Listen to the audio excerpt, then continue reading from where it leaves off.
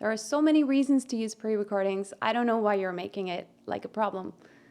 We need to talk. In this video, I ranted about how people will go off on singers who make mistakes live, if they're pitchy or if they have like a break or whatever happening to their voice live. People will go off on them and drag them online. And then the same people will criticize them for not performing live, for using pre-recordings, for using stems, or for using auto-tune even. I personally love a good real live performance as much as anyone, but I also think that there's a lot of stigma, unnecessary stigma, around using stems, not singing live, using pre-recordings or even like just semi-pre-recordings.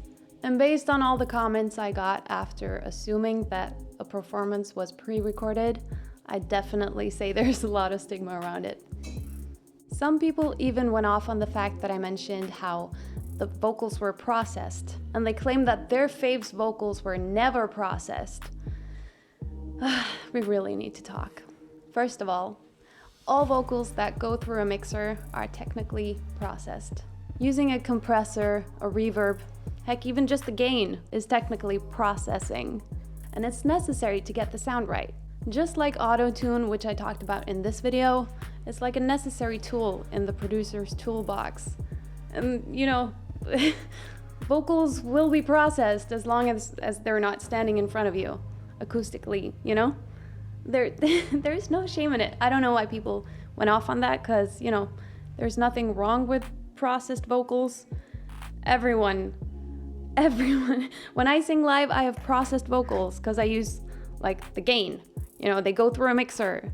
Secondly, there's no shame in using pre-recordings. There are so many reasons why you sometimes have to use a pre-recording. It can have to do with like the schedule, the time schedule of whatever event you're playing at or TV show. It can have to do with their time schedule, the artist's health that day or that week. Well, I am a perfectionist. And one thing about me, I practice until my feet bleed, and I did not have time to rehearse with the orchestra. It was a live television show and a very, very important emotional show for me, one of my proudest moments.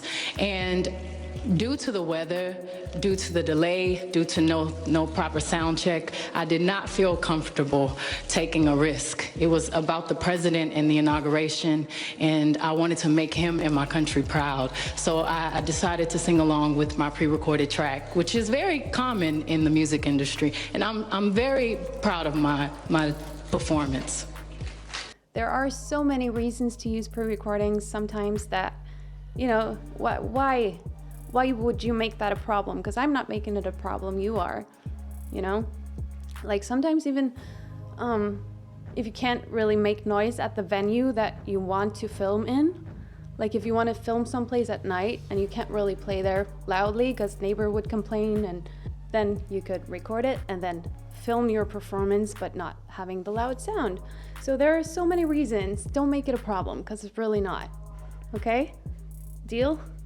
I used to be in choirs before, and with this one choir, we did 2 TV performances, and both of them, the choir used stems, you know, pre-recordings of the choir. The soloist sang live, but because it would take so much time to get everything rigged and sound checked and everything at a morning show on TV, we used pre-recording of the choir. There you go. And people who say, oh, you can clearly hear that this is live. You can hear the pops, you know, of their P's and T's, and you can hear their breaths because they're breathy from dancing.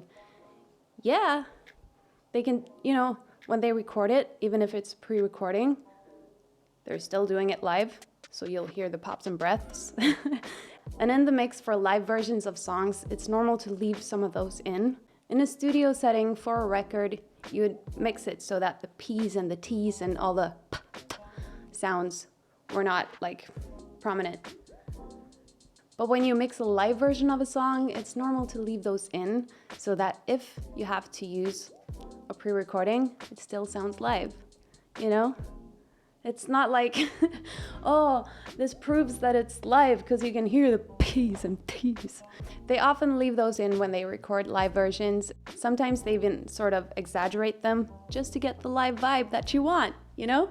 Again, there's no shame in pre-recording. So why would you make it a problem? I even had this person, I'm really gonna have to think a bit because the logic of that was just wild. They said that even their pre-recordings are live.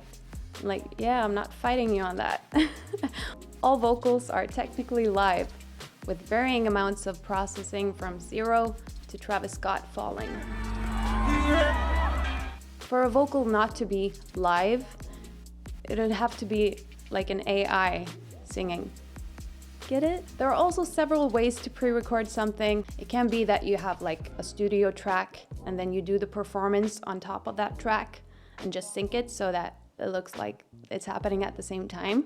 It can also be like you actually do the performance and the audio at the same time, and that's the recording, but then you do it several times so that you have several takes and can choose the best one.